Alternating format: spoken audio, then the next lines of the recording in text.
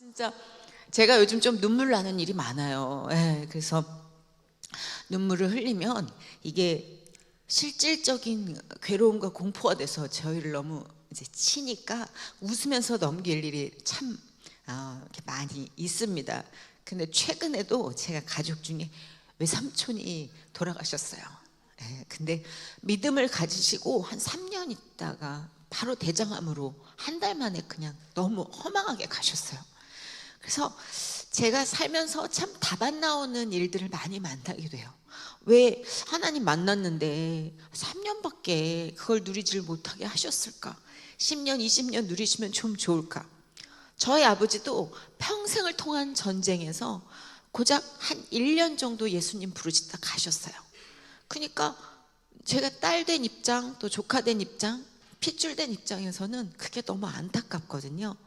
근데 오늘 오면서도 이 짧은 전쟁과도 같은 기억을 통해서 하나님이 제 예전 그 아픔과 고통의 터널들을 한번 비춰보게 해주시더라고요. 아까 목사님도 말씀하셨지만 제가 빌립보서 4장 11절부터 13절까지의 말씀을 항상 가슴에 새기는 이유가, 우리는 하나님을 믿으면 소통이 되길 원하고 형통이 되길 원하잖아요. 모든 것이 잘 되길 원하고, 실질적으로 제가 좀 망가졌을 때 믿는 사람이라고 제가 믿었던 지인이 너 하나님 믿는데 왜 그렇게 됐어? 너 하나님 믿는데 그렇게 된 거 보고야 나는 교회 다닐 생각이 안 나서 안 다녀, 이렇게 말씀을 하신 적이 있어요. 물론 그분도 개인적인 상처가 있어서 그런 얘기를 했겠지만, 그때 진짜 그 핑계로 하나님께 원망을 한 적이 있었거든요. 왜 하나님 믿는데 이런 시련들이 떨어지고 왜 이런 전쟁 같은 일들만 계속해서 나를 치는 건가요? 왜 이렇게 고단해요, 삶이? 그렇게 하나님께 한번 제가 대거리를 한 적이 있어요. 근데 그때 당시에 아주 명쾌한 답을 얻진 못했지만, 한 번 한 번 어떠한 일을 겪고 성장하고 또 세월을 지나면서 느끼는 건, 하나님이 저한테 오히려 물으시는 것 같아요. 그래서 넌 그 고난 안에서 감사함이 없었니? 그리고 넌 그 고난 안에서 계속 불행하기만 했니? 그리고 너는 그 빈곤과 고난을 통해서 네가 얻은 게 없다고 생각하니? 그런 질문들이 제 안에 느껴지더라고요. 근데 생각해 보니까 하고 무릎을 치게 되는 감동들이 있어요. 뭐 그걸 시간상 다 풀어 놓을 수는 없지만, 제가 사실 아버지와 오랜 영적 전쟁을 겪었어요. 저희 아버지가 조금 퍼포먼스가 있으세요. 예, 알코올을 또 좋아하시고, 그래가지고 이제 체력도 좋으시고, 그러니까 집안 살림도 좀 많이 바꿔 놓으시고, 예, 이제 좀 야구를 좋아하셔서 또 많이 던지시고, 그래가지고 항상 집안이 좀 불안정하고 평화롭다기보다는 저렇게 잠깐 웃는 거는 불행한 일이 터질 거라는 전조야, 이런 불안감에 저는 아빠가 막 웃는 것도 불안했어요. 그러니까 항상 눈치를 보는 아이여야 했고, 항상 그 어릴 때부터 아빠의 성격이 기질이 너무 강한 걸 아니까 그걸 안 건드리려고 요리 피하고 저리 피하고 하다 보니, 저도 모르게 그런 기술이 연마가 돼서 지금도 눈치는 끝장 빨라요. 그 왜 부잣집에서 평화롭게 자란 애들이 다 그런 건 아니지만 열에 둘은 물색이 없어요. 그렇죠. 박자를 못 읽어가지고 옆에서 친구들이 막 남자랑 헤어져서 울고 있는데 자기 남자친구한테 생일 선물 받은 거 자랑하고 이러잖아요. 예, 그러니까 가끔 보면은 내가 너무 나만의 행복에 매몰되지 못하게 하나님께서 어렸을 때부터 그 분위기를 읽을 수 있는 그런 환경을 조성해 주셨구나, 우리 아빠가 쓰임을 받았구나, 그렇게 생각을 합니다, 이제는. 근데 어릴 때는 그게 너무 싫었고, 아빠는 공포의 대상이었고 원수였고 적이었어요. 나의 평화를 방해하는 폭력적인, 그야말로 악당, 빌런이었어요. 그래서 오랜 시간 아빠와 사이가 좋지 못했어요. 그냥 아빠의 노기를 누르기 위해서 그냥 뭐 비유 맞추는 척을 했지만 진심으로 마음을 다해 아빠를 사랑하지 못했어요. 그래서 제가 하나님을 만날 때 그 불교를 오래도록 믿던 엄마가 어느 날 무속인이 지금 당신이 믿고 있는 종교가 남편 사업에 도움이 안 된다는 말을 듣고 교회를 가셨어요. 이제 그 하나님은 전도에 무속인도 쓰신다는 걸 저희 엄마를 통해서도, 정말 무소불위의 권능을 갖고 계시지 않아요, 우리 하나님은? 그래서 그렇게 교회를 나오게 되시다가 은혜를 받으시고 새벽 기도를 점프를 하시고 방언 은사 받으시고, 그때부터 줄기차게 어머니는 하나님을 정말 붙들고 계시는데, 그런 엄마가 너무 신기하고 얼떨떨하기도 했고, 아빠의 갈등이 너무 심했고, 개그맨 연차 1년 2년인데 그냥 쓰임받고 버려지는 소모품으로 끝날 것 같았어요. 방송이라는 게 그래요. 오늘 너는 필요해, 오늘 너는 필요 없어가 아주 극명하게 갈리는 자본주의의 매개예요. 그렇기 때문에 내가 오늘 쓰임을 받으면 으쓱하고, 내가 오늘 쓰임을 받지 못하면 초라해지고, 이게 반복이 되다 보면은 쓰임받지 못한 나는 영원히 필요 없는 인간이다. 앞에 명예나 돈이나 인기나 뭐 어떤 결과물이 나를 수식하지 못하는 한 그냥 정선이란 이름은 쓸모가 없다. 이런 비뚤어진 생각에 사로잡히게 돼요. 지금도 수많은 연예인이 많은 걸 누리고 있으면서도 놓칠 걸 우려하고 약을 털어넣는 이유는 내려가면 쓸모없는 인간이라는 생각이 인이 박혀서 그래요. 그렇게 교육받았고 그렇게 세뇌받았어요. 근데 그렇게 쓰여지다가 끝날 것 같다는 불안감과 아빠와의 갈등이 저를 엄마 따라 교회로 가게 만들더라고요. 그러니까 저는 사실 하나님이 저를 부르셨다는 생각을 그때는 못했는데 나중에 알게 됐어요. 하나님이 얼마나 발을 동동 구르시면서 나를 위해 그 길을 닦아 놓으셨을까. 근데 새벽 기도를 갔어요. 어머니 따라서. 근데 새벽 기도가 적응이 안 되는 거예요. 네, 그 방언이 너무나 적응이 안 됐어요. 사람이 어떻게 저런 소리를 낼까? 이렇게 개구리 소리 같은 게 나오잖아요. 막 랄랄랄랄랄라 사칙사칙 하는데 막 알아들을 것도 같지만 또 잘 못 알아듣는, 기둥 잡고 막 비행기 타고 막 이런 퍼포먼스들이 너무 문화적 샤크였죠. 여기는 안 맞는 것 같다. 약간 그것이 알고 싶다 이런데 제보해야 되는데 아닌가? 뜨거움을 알지 못했으니까. 그게 개척교회였어요. 그 또 어머니를 불러가지고 이제 얘기를 했더니 어머니가 아직 좀 한심하지만 따뜻하게 저를 보면서 아직까지 하나님을 만나 네가 이런 문화에 적응을 하지 못했으니까 네 마음이 끌린 대로 하되 며칠만 더 나아보자. 그리고 그렇게 2달을 다녔어요. 새벽 기도를. 제가 진짜로 잠이 밤잠이 많고 아침잠도 많아요. 하여튼 잠이 많아요. 뭐 잠을 진짜 많이 자는데 그렇게 2달을 다니는데 1달 정도 됐을 때 그때 하나님을 만난 것 같아요. 그러니까 만났어요라고 말할 수 없는 게, 제가 그때 만났어요라고 그 초창기의 간증 때는 그렇게 자신 있게 얘기했거든요. 근데 이 바보가 만난 사람답게 행동하질 못해요. 그래서 내가 하나님의 전신을 받다고 착각하지 말자. 난 죽을 때까지 예수님의 전신을 느끼지 못할 거야. 그냥 하나님의 속눈썹 하나를 감지했을 뿐인데, 근데 여러분 예수님의 속눈썹 하나 정도를 감지했을 뿐인데도 인생이 뒤집어지더라고요. 인생이 바뀌더라고요. 제가 생각하는 모든 게 다 바뀌더라고요. 시간이 걸리지만 바뀌더라고요. 첫 번째, 저는 하나님을 만나기 전까지 제가 너무 꼴보기 싫었어요. 그러니까 너무 완성되지 못한 인간이었고, 돈도 없고 명예도 없고 아무것도 이뤄내지 못했고, 집안에서는 그저 아버지 폭력에 피해가지고 어떻게 도망갈 구실만 만들던 그런 딸이었는데, 내가 과연 가치가 있을까? 왜 나는 이렇게 힘들게 살아야 되지? 다른 사람한테는 당연한 듯 주어지는 삶이 왜 나한테는 이렇게 기를 쓰고 애를 써야지 가져지는 거지? 이런 불만도 있었던 것 같아요. 부조리함, 온갖 부조리함에 시비를 걸고 싶었고, 그러다 보니까 하나님 만나면 따질 것들, 왜 신이 존재하는데 이 모양 이 꼴로 돌아가는지 막 또 굉장히 공의적인 질문까지 합해서 하여튼 따질 걸 많이 만들어 놨던 것 같아요. 근데 제가 고작 예수님의 속눈썹 하나를 감지했을 뿐인데, 그냥 그날 교회를 딱 들어오는데 눈물이 너무 쏟아지는 거예요. 아마 공감하시는 분들은 계실 거예요. 어느 날 갑자기 똑같은 얘기를 듣는데 이게 뭐지 하고 울컥하는 순간들이 있잖아요. 그게 예수님이 내 안에 오신 건데 그때는 몰랐어요. 그냥 왜 이렇게 눈물이 날까? 근데 이 눈물이 속상해서 막 심장이 뻐근해지는 눈물이 아니라 그냥 꿀꺽꿀꺽 계속 나오는데 뭐가 위로받는 느낌인 거예요. 뭐가 나를 따뜻하게 채워주는 느낌이에요. 그래서 하나님 이게 뭐죠? 이거 하나님이에요? 왜냐면 중고등학교 때 미션 스쿨이라 또 보고 들은 얘기는 있어요. 그러니까 약간 느낌이 쎄하게 이제 왔어.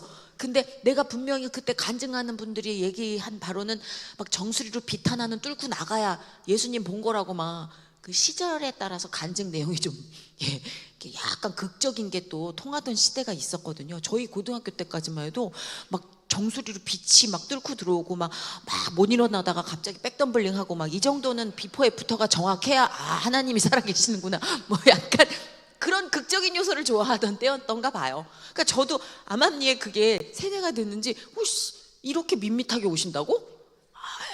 해바라기 이렇게 10,000평 정도는 펼쳐져야 되는 거 아니야, 세팅이? 뭐 약간 말도 안 되는 생각을 하며 이렇게 가만히 앉아 있었는데 목사님이 설교를 마치시고 불이 꺼지고 새벽 기도가 이렇게 시작이 됐는데, 개인 기도가 시작이 됐는데 갑자기 이 안에서 뜨겁게 뭐가 달궈지는 느낌이 드는 거예요.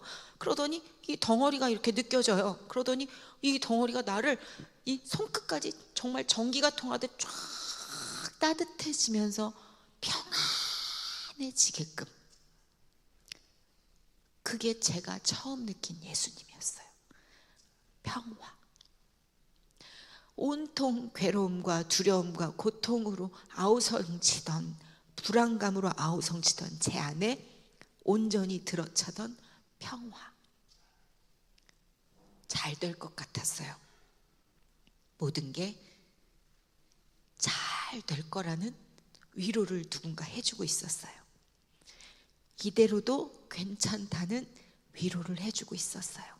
그러면서 너무나 확실하게 저에게 나는 너를 사랑한다. 내가 너를 너무나 사랑한다. 저는 스스로도 사랑하지 못하는 인간이었어요. 제가 너무 싫었고 초라했어요.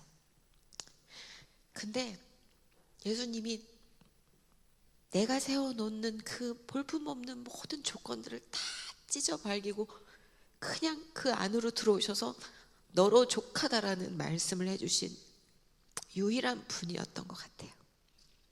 지금 너로 족하다. 지금 너로 족하고 지금 너를 사랑한다는 그 완전하고 순도 100%인 고백을 느끼니까 평화가 저를 감싸더라고요. 불안하고 요동쳤던 배가 한순간에 너무 잔잔한 물 위에 있는 것 같은 느낌이었어요. 그런데 그걸 느끼자마자 되게 스스로 어이없던 게, 나는 진짜 예수님 만나면 따질 게 많았거든요. 아까 말씀드렸던 그 부분을. 근데 그 평화가 딱 느껴지자마자 제 입에서 나온 첫 마디는 고맙습니다. 그리고 이어서 잘못했어요. 네가 이렇게 살아서 잘못했어. 이거 네가 죄야. 이렇게 짚어주지 않고 그걸 묻지도 않으시고 그냥 하나님이 너를 사랑해. 너 너무 소중해. 이런 마음을 주시자마자 나온 건 감사였어요. 따지고 싶은 건 다 뒤로 가고 그냥 나를 왜 이렇게까지 사랑하시지? 나도 내가 그렇게까지 사랑스럽진 않은데, 근데 너무 조건 없는 사랑이 느껴지니까 그냥 너무 감사하다는 말밖에 나오지 않았어요. 근데 그렇게 감사하다 뒤에 이어지는 건 뭐냐면 잘못했어요. 나는 이게 죄라고 생각하지 않았던 말이었는데 나는 정말 당당하게 이거는 논리적으로 아기가 맞는 말이야 해서 내뱉었던 모든 말들, 크리스찬들 친구들 조롱하고 그 교회에 모여있는 성도들 그리고 뭐 벌레보다 못한 죄인 이 찬양을 막 조롱하면서 뭐 저렇게까지 나를 낮춰야지 절대자를 높일 수 있는 거 알지 못한 상황에서 떠들어댔던, 그리고 도대체 신이 있다면 어떻게 이렇게까지 이런 상황을 허락할 수 있어, 가볍게 내뱉었던 그 많은 것들, 계시다라는 확신이 드니까 그것에 대한 죄스러움과 제가 지었던 모든 것들이 너무 죄송하게 느껴졌어요. 왜? 내가 이렇게 압도적인 사랑을 받으니까. 그렇잖아요. 싸우려고 주먹 쥐고 있는데 그 사람이 날 끌어안아주면 거기다 대고 주먹을 마저 휘두를 수가 없더라고요. 그 사람이 너를 너무 따뜻하게 안아주면 내가 어떻게 주먹을 쥐어서 그 사람을 때릴 수가 있어요. 그 예수님은 처음 만남이 그거였어요. 만나면 때리려고 주먹 쥐고 있던 저를 따뜻하고 너무 사랑하는 마음으로 안아주셨어요. 그게 사실 제 신앙의 근간이에요. 제가 많은 일을 겪었고 또 많은 사람들을 만나 상처도 받았지만 거기서도 끊임없이 회복되고 포기하지 않을 수 있었던 건 사랑이었어요. 나를 포기하지 않는 사랑. 이 사랑이 내 인생을 일으킬 것이고 무너진 나를 일으킬 것이고 상처 입은 나를 회복시켜 줄 것이고 나를 위로해 줄 것이라는 그 믿음을 계속해서 충전시켜 줬어요. 예수님은 오늘 만나고 천국 입구에서 두 번째 만나는 분이 아니더라고요. 예수님은 정말 계속해서 내 옆에 계시는 분이더라고요. 저는 한때 그랬어요. 예수님은 절대자고 성경에서도 보면은 이제 잘 들여다보던 때가 아니었으니까 이렇게 대충 그런 거 있잖아요. 예수님, 난 지금 하나님의 도움이 절실해요. 제가 성경책을 펴서 딱 펼치는 그 말씀이 저에게 도움이 되게 해주세요. 이렇게 꼬치에서 고기 뽑아 먹듯 성경을 내가 아는 대로 쏙쏙 살코기만 뽑아 먹으려 했던 시절이 있었어요. 저에게도. 그래서 성경에서 약간 후미진 곳, 패배한 이야기, 고생한 이야기, 막 떠도는 이야기는 너무 듣고 싶지 않았어요. 성공한 이야기, 승리한 이야기를 듣고 싶은데 성경은 거의 패배예요. 거의 고생한 이야기, 거의 아니 이 사람이 어떻게 왕이 됐지? 쉽게 하찮은 어떤 버릇, 하찮은 습관, 악습, 그리고 교만 뭐 이런 것들. 그래서 사실 이렇게 딱 펼쳐서 보는 성경이 딱 좋았거든요, 그때는. 근데 정말 그 성경에 처음부터 끝까지 하나님이 한 호흡 한 호흡 한 땀 한 땀 존재하시다는 걸 발자국을 찍어가면서 저한테 가르치던 시기가 있었어요. 제가 되게 힘든 시절에 하나님이 나에 대해서 궁금해하지 않는 너, 나를 알았으면 좋겠다라는 마음을 주셔가지고 그때부터 이제 성경에 대해서 제가 관심을 갖고 같이 이야기를 나누는 모임도 나가게 됐었는데, 그때까지는 그랬던 것 같아요. 진짜 내가 만난 예수님은 때 있는 아빠 같아서 잘만 눈치 보면 주고 또 내가 잘 못하면 또 안 주고 벌 주고, 그러니까 제가 아는 정말 말도 안 되는 내용으로 예수님을 편집해서 재단에 놨던 것 같아요. 그러니까 그 시절엔 전 토라지기도 잘했고 삐지기도 잘했어요.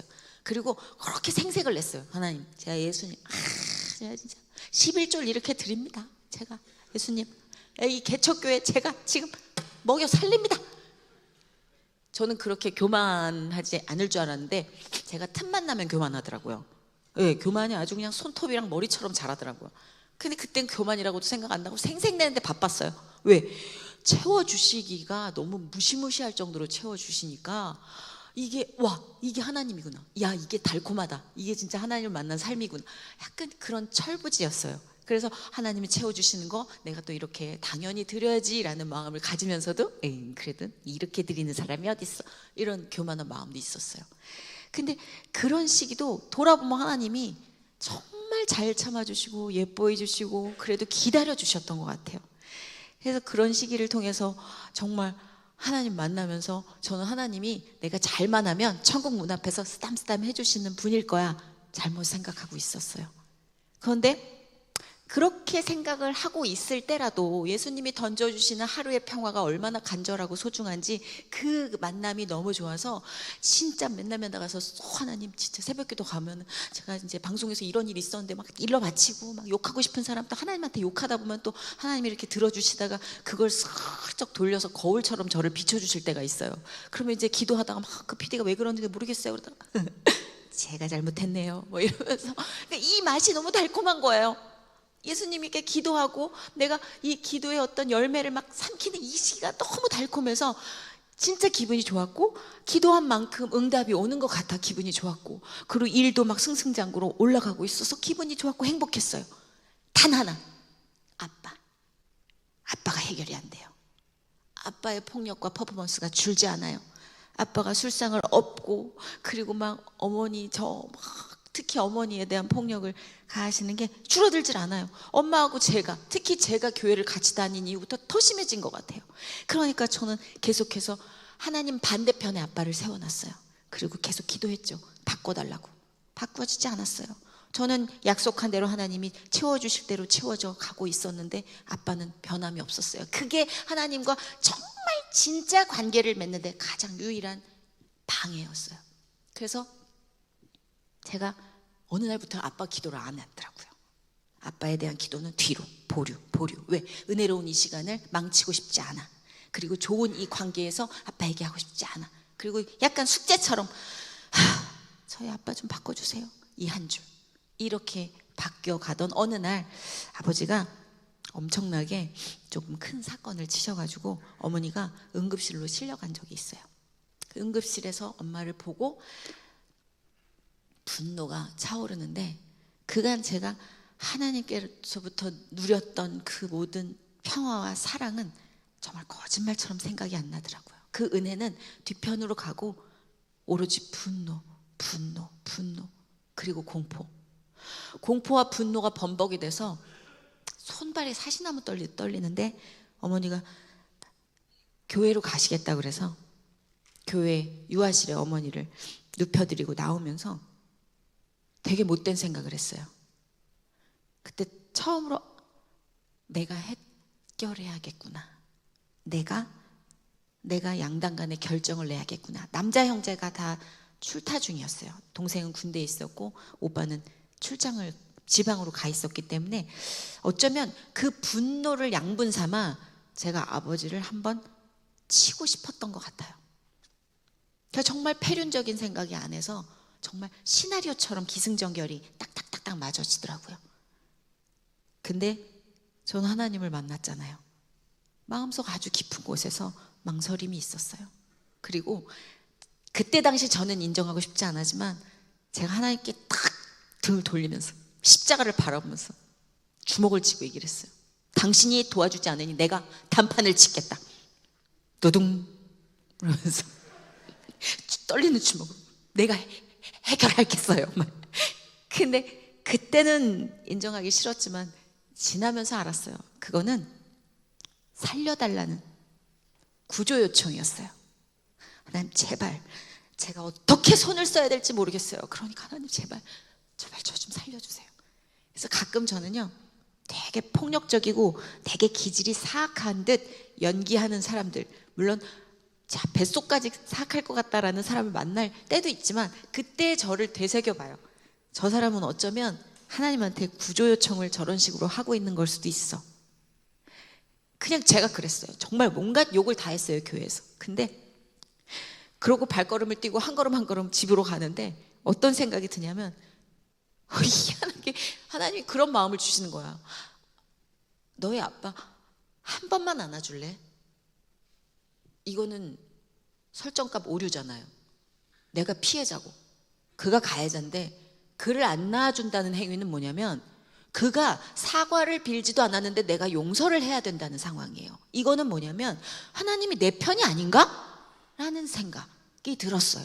그래서 화가 났어요. 첫 번째 그 마음이. 그래서 그렇게 생각을 했죠. 이거는 내가 지금 공포를 느끼는 이 방어 기제가 내가 그런 게 하나님이 시키는 거라고 착각한 걸 거야. 그렇게 생각해서 도리지를 쳤어요. 그런데 발자국을 점점 한 발자국 뗄 때마다 어떤 생각이 드냐면 정말 너무 아이러니하게도 결국 내가 그 미션을 행할 것 같다는 생각이었어요. 그래서 제가 이 말씀을 이제 가끔 드리면서 어떤 교회에 선교사님 계시면 선교사님께 그런 질문을 해요. 혹시 기도를 하시면서 주님 이 잔은 제게서 치워주십시오. 저는 이거 못합니다. 저는 진짜 이거 못합니다. 못 갑니다. 근데 결국은 하게 될 것 같고 가게 될 것 같은 기도가 없었나요? 라고 여쭤보면 이렇게 선교사님들이나 전도사님 분들이 살짝 이렇게 하세요. 근데 여기는 이렇게 하시는 분이 안 계시는 거 보니까 너무나 뜨거운 성령 충만한 그런 목회자 여러분께서 함께 하시는 것 같아요. 근데 진짜로 뭐 저는 그에 비할 바는 아니지만 제가 진짜 감당 못할 값이었거든요. 근데 그걸 하라고 하시는데 자꾸 발걸음을 뛸 때마다 그게 될 것 같다라는 생각이 드는 거예요. 모르겠어요. 그러고 문을 딱 열었는데 아버지가 불교 채널을 켜놓고 소주를 들고 계시더라고요. 근데 어떨지 모르시겠지만 저는 좀 웃음이 터졌어요. 결국 아빠가 새벽 예배 다니고 교회를 다니는 딸과 부인에게 가장 크게 복수하는 길이 이거였던가. 불교 채널을 이렇게 동네가 떠나갈 정도로 크게 틀어놓고 술을 드시는 행위. 왜냐면 엄마랑 제가 제일 그거를 싫어할 거라고 생각하셨나 봐요.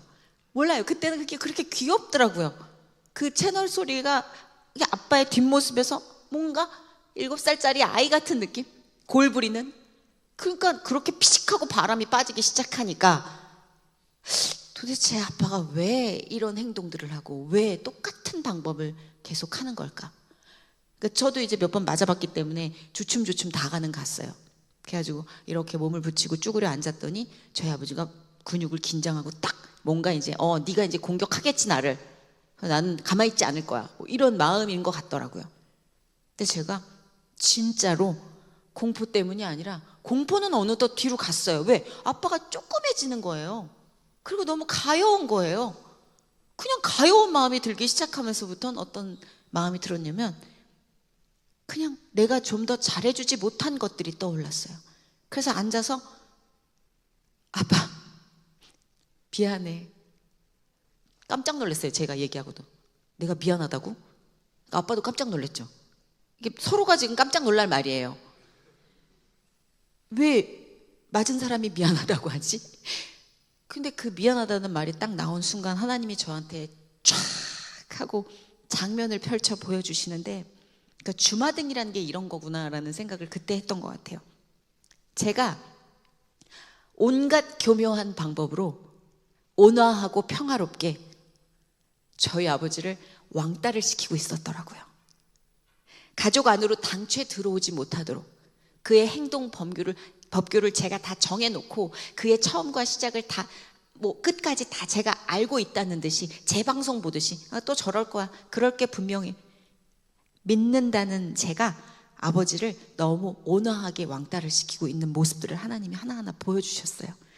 그리고 믿는다는 걸 권력으로 믿지 않은 아버지를 공격하고 기도하는 아버지를 둔 사람들을 부러워하며 저희 아버지를 비교 분석하고 그리고 루저 취급하고 생계를 책임지지 못하는 가장이라는 그 능력치로만 아버지의 존재를 판가름하려 했던 제 못나고 속되고 교활하고 사악한 그 마음에 속살을 다 보여주시더라고요. 그때 제가 느꼈어요. 내가 가짜 크리스찬이었다는 거.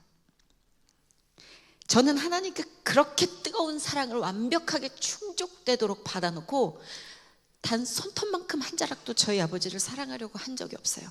사랑하지 못할 이유를 100만 가지 만들어 놓고 사랑하려는 노력을 안 했어요. 들여다 보려고도 안 했어요. 관심을 갖고 싶지도 않았어요. 그냥 그 사람이 이 집과 별개로 떨어져 있었으면 좋겠다라는 생각만 했지 한 번도 그를 품으려 한 적이 없었어요. 그때 하나님이 그 마음을 주셨어요. 너는 알고 있잖아. 너는 그 사랑을 알잖아. 네가 사랑을 아니까 네가 가르쳐드려. 가르쳐줘.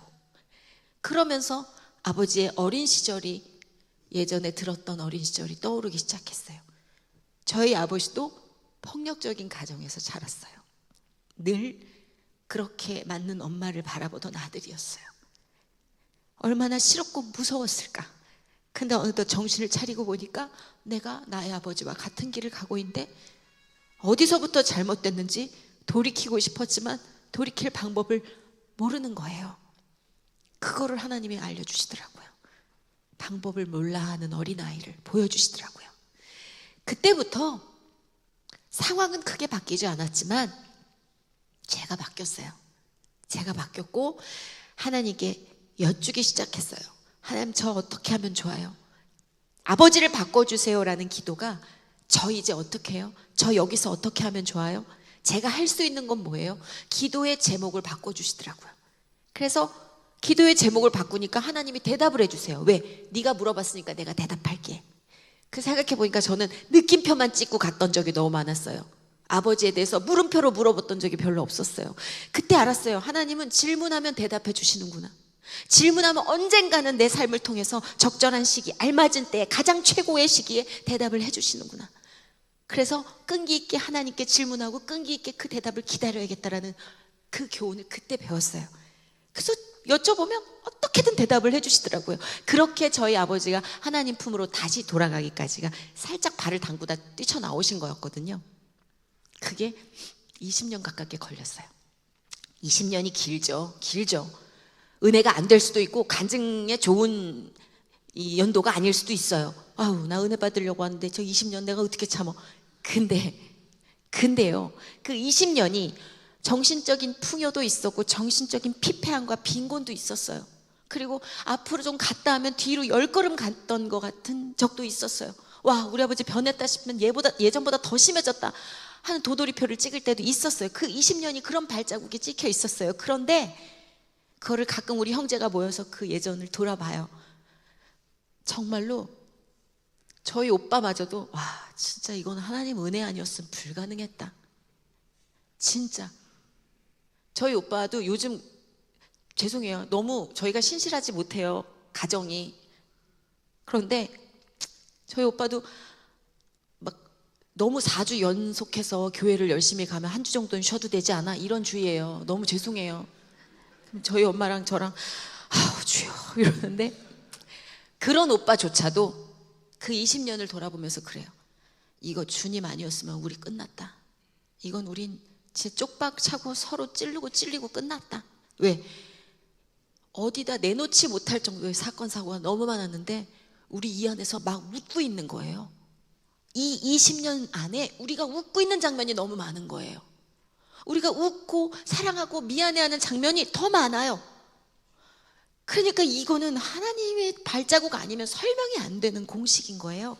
그래서 아버지가 돌아가실 때 저희 하나하나 보면서 고맙다, 사랑한다, 그리고 하나님 예수님 품으로 가는 거 아빠 알아? 선망 증세가 되게 심하실 때였는데 이렇게 눈물을 흘리시면서 안다고. 그렇게 보내드릴 수 있었던 게 너무 감사한 거예요. 왜? 저는 평생 아버지를 저주할 거라고 확신했거든요. 아버지를 증오하고 저주하고 없는 사람 취급할 수 있다고 전 자신했거든요. 근데 그렇게 보내드릴 수 있었던 것도 축복이고 은혜인데, 그 후에 저희 형제나 저는 가끔씩 아빠가 그리워서 울어요. 그리움이란 단어를 떠올린다는 거는 저희에게 수백억의 유산을 받은 것만큼이나 중요해요. 아빠를 더 이상 미워하지 않고 그리워할 수조차 있게 됐다는 건 저는 수천억 이상의 가치의 유산을 받은 거거든요. 단풍이 되게 예쁜 날 가셨어요. 그래서 등산복 입은 아저씨들을 보면 저희 아빠가 너무 떠올라요. 왜냐하면 대한민국 등산복 입은 아저씨들은 되게 패션이 비슷해요. 이분도 아빠 같고 저분도 아빠 같아요. 온 천지의 아빠야. 11월 초에는 좋아요. 그 아빠 생각이 많이 날 아저씨들이 많이 다녀주셔서. 그래서 누군가 정소희 씨는 그 남편이 그렇게 정말 극단적인 방법으로 삶을 떠나고 연예계에서 거의 매장되다시피 했는데 어떻게 버텼어요? 해요. 근데 저는 버틴 기억이 없어요, 여러분. 제가 사실 가장 치열한 영적 전쟁을 겪었던 건 이때였어요. 이때 아빠와의 영적 전쟁이 가장 치열했어요. 근데 이때 하나님이 뭘 주셨냐면 이 20년간의 기록을 주셨잖아요. 넘어졌을 때, 좌절했을 때, 포기하고 싶었을 때, 화가 났을 때, 분노가 가득 찼을 때, 두려웠을 때, 이 모든 감정에 대한 응답에 대한 기록이 있잖아요. 그 기록이 내 안에 입력이 돼 있잖아요. 사실 많은 것들이 기억이 없어요. 아팠던 기억, 고통스러웠던 기억 왜 없겠어요? 있죠. 근데 힘이에요. 저는 이 망각이 너무 감사해요. 진짜 날카롭고 따갑고 찔리는 느낌을 받은 적이 많았을 텐데도 지금 제가 이렇게 해맑게 웃을 수 있고 농담을 할 수 있고 사람에게 관심을 가질 수 있고 사랑할 수 있게 되고, 그러니까 여러분을 만나기 전에 제가 여러분을 사랑하는 마음이 있었겠냐고요? 없어요. 근데 이렇게 만나면 그냥 주님이 그 마음을 주시는 거예요. 잘 왔다 선이야. 비록 늦게 왔지만 잘 왔다. 왜? 내가 그때 너처럼 살리고 싶은 사람이 있거든. 내가 그때처럼 너를 안아주던 이 사람을 안아주고 싶거든. 내가 무슨 방법을 동원해서도 내가 이 사람 옆에 있다는 걸 알려주고 싶거든. 이 사람을 포기하지 않을 거라고 내가 도장 찍어주고 싶거든. 근데 그거를 증언해줄 아이들이 별로 없잖니. 선이야 잘 왔다. 잘 왔다. 하나님 저 그걸로 족해요. 감사해요. 저 되게 부족하고 쓰레기예요. 저 이 자리에 설 자격 없어요. 근데 하나님 세우세요. 왜? 그건 알잖아요. 제가 그건 알잖아요. 하나님이 내 인생에서 어떻게 개입하셨고 어떻게 나를 회복시키셨고 어떻게 내일을 꿈꾸게 하셨는지. 방송에서 완전 매장돼서 코미디언이 자살로 남편을 잃어? 야, 얘는 영원이야. 얘는 영원 퇴출이야. 왜? 죄진 거 없이 이미지만으로도 얘는 끝났어. 모두가 내 인생의 마침표를 찍었을 때 하나님이 그러셨어요. 사람들이 끝내야 내가 시작할 수 있다고. 저는 믿었어요. 왜? 아버지와의 일을 하나님이 저에게 각인시켜 주셨잖아요. 그래서 비록 흔들리고 죽고 싶을 정도로 절망하고 괴로울 때도 있고 아주 잠깐 하나님을 원망하고 나한테 도대체 왜 이러는 거냐고, 나 이제 잘 사게 해줄 때 되지 않았냐고, 왜 나한테 이렇게 힘든 일이 벌어지는 거냐고 소리 지를 때도 있었지만 결국 하나님은 인내하고 참고 계속 제 옆에 계셔 주셨고 저와 같이 피 묻은 발걸음으로 앞에 한 발 한 발 나가 주셨고 제 대신 돌을 맞아 주셨고 제가 쓰러져 울 때 같이 울어 주셨어요. 한때 저는 생각했어요. 같이 울어주면 이게 뭐야, 신이 아니잖아. 엄마 아빠도 해줄 수 있는 거고 친구도 해줄 수 있는 거야. 하나님이면 나를 회복시켜줘야지. 나를 옛날에 나처럼 명성을 되찾고 내가 놓쳤던 거 잃었던 걸 회복시켜줘야지.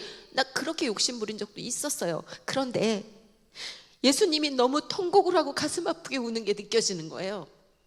근데 그때 느껴지더라고요. 이게 사랑이구나. 이게 사랑이구나. 나중에 자식은 아니지만 조카를 키우면서 알게 됐어요. 퍼부어주고 싶은 걸 참는 것도 사랑이구나.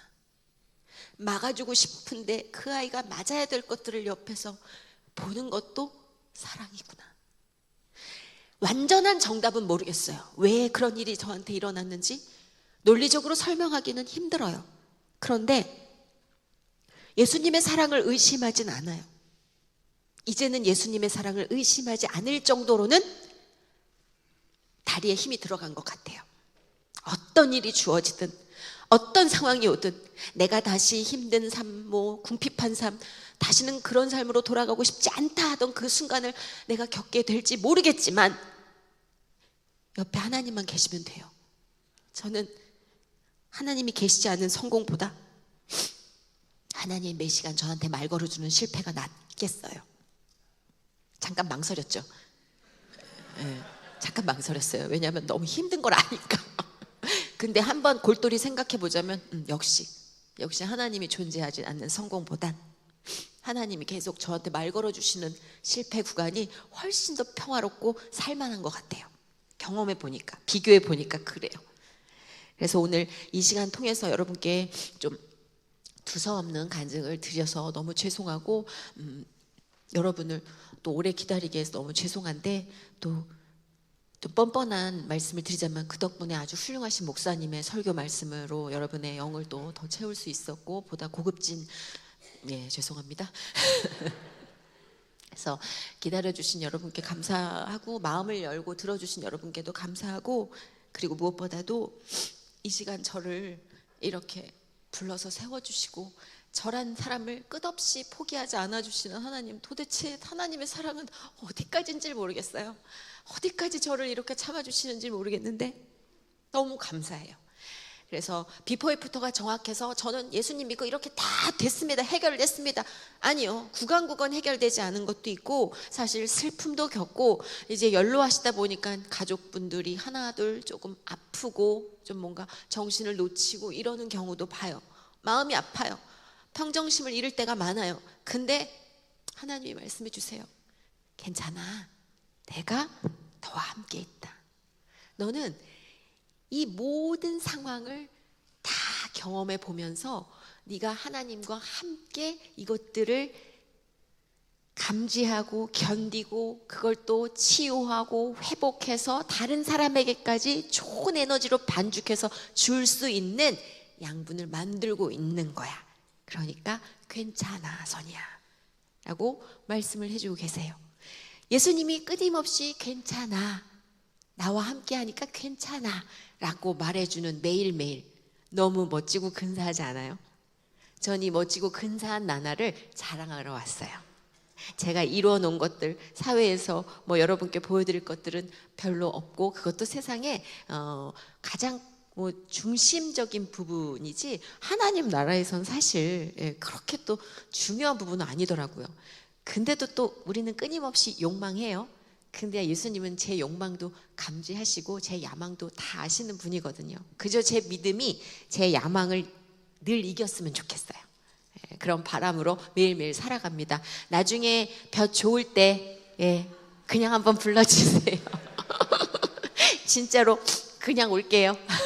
함께 해주신 여러분께 감사드리고 하나님은 여러분을 조건 없이 정말 사랑하시고 절대로 놓지 않으시고 여러분이 어떤 생각을 하시는지 다 아시고 알고 싶어 하시고 여러분이 물어주길 원하신다는 거, 정말 사랑한다는 거, 그것만 놓치지 않으셨으면 좋겠어요. 그러니까 외로워하지 마세요. 여러분의 아픔으로 고독해하지 마세요. 네, 자, 하나님께 영광 돌리면서 마무리하도록 하겠습니다. 고맙습니다.